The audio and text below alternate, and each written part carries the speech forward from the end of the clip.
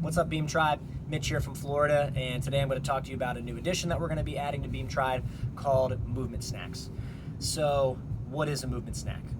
It's just consistent movement throughout the day, which is done in high frequency but low duration. So, said another way, it's movements that are done for short times, many times throughout the day. The reason why this is important is because many of us have a sedentary or sedentary exerciser-based lifestyle, which is just where we sit for more than 6 hours in the day, and we have very little movement other than mostly sitting or mostly standing. And then for those of us that are sedentary exercisers, it's that same thing, plus you do 30 to 60 minutes of some type of movement during the day. So we want to be able to use movement snacks to help us adopt a movement-based lifestyle. We are made to move. The more we move, chances are the healthier we are going to be. And these movement snacks allow us to have more frequent movement throughout the day to prevent stiffness and pain or problem areas from developing from staying in one chronic position too long. So that would be I'm sitting for too long, I'm standing for too long, or I'm just in some type of different position that is in that same spot for 20 minutes or longer.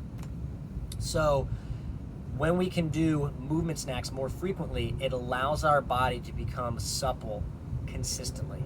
So it's not going to be I go to train or do my beam work or go to the gym and I need that 30 to 45 minutes to really kind of get my body flowing and get warmed up to get rid of my problem areas. It's going to be more and more consistent towards I feel really good almost right away when I start to move because you've spent most of your day moving.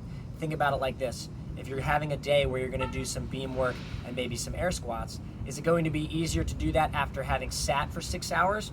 Or is it going to be easier to do that having moved throughout most of the day? So this awareness of needing to move and wanting to move more is going to be key.